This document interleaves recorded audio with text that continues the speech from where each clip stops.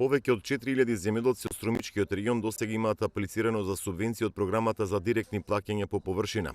Од подрачната единица на Министерството за земјоделство соопштува дека рокот е до 30 јуни и земјоделските стопанства, освен во Струмица, барања за субвенции може да поднесуваат и во општинскиот центар Ново село, каде е отворена дисперзирана канцеларија.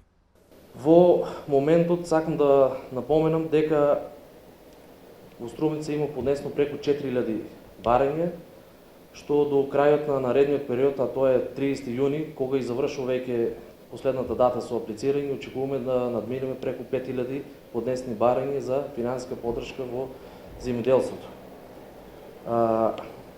Воедно сакам да апелирам до сите оние кои што се уште немаат поднесено барање за субвенции за финансиска поддршка за 2023 година, истото да го направат во подрачните канцеларии во Струмица и во Ново село.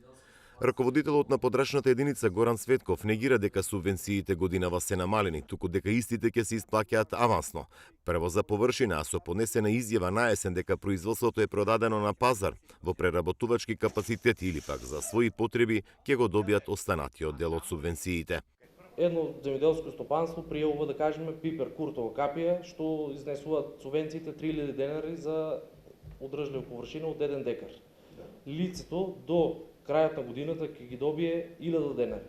Остатокот од 2000 денари ќе ги земе откако ќе ја потпише таа изјава и ќе ја донесе пак повторно во подрачните канцеларии, како што ќе се изврши повторно аплицирање на субвенции, да каже дека производството на пипер во случајот кај нас го продал или на пазар, или за сопствена употреба, или пак кај нас најчесто ние си вршиме продажба во регистриран магазин.